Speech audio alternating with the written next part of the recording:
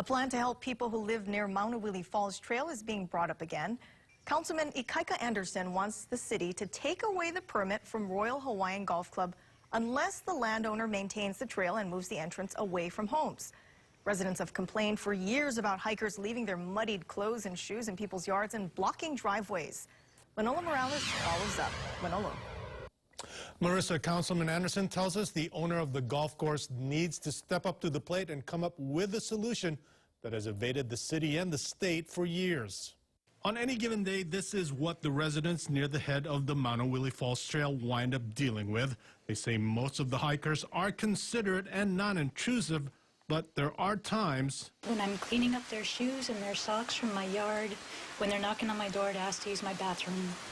It's frustrating. I shouldn't have to deal with such things. Frustration among the residents has grown over the years. In fact, last year, the Kailua Neighborhood Board asked the city to shut down the trail completely. Councilman Ikaika Anderson has introduced a resolution calling on the Weinberg Foundation, which owns the land under the Royal Hawaiian Golf Club, to provide the solution. They have to be responsible for coming to the table to remedy this issue.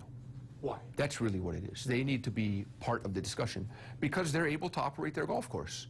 Anderson tells us the golf course is operating under a conditional use permit to provide some access to the trail, but it's not spelled out clearly what the landowner is supposed to do.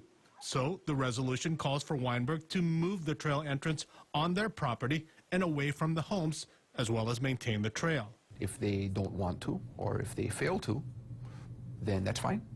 Then we revoke the conditional use permit and their ability to operate the golf course, and then we can all carry on. We called the attorney for the landowner, and I was told that someone from the company will call me back. I also called the City Department of Planning and Permitting, and the spokesman tells me it will issue a ruling on whether it will apply those conditions to the permit.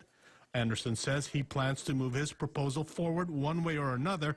Residents can only hope that a solution will come soon. One hopes that eventually they will come to something, at least provide some parking and facilities and trash service. I mean, those three things would solve a lot of the issues.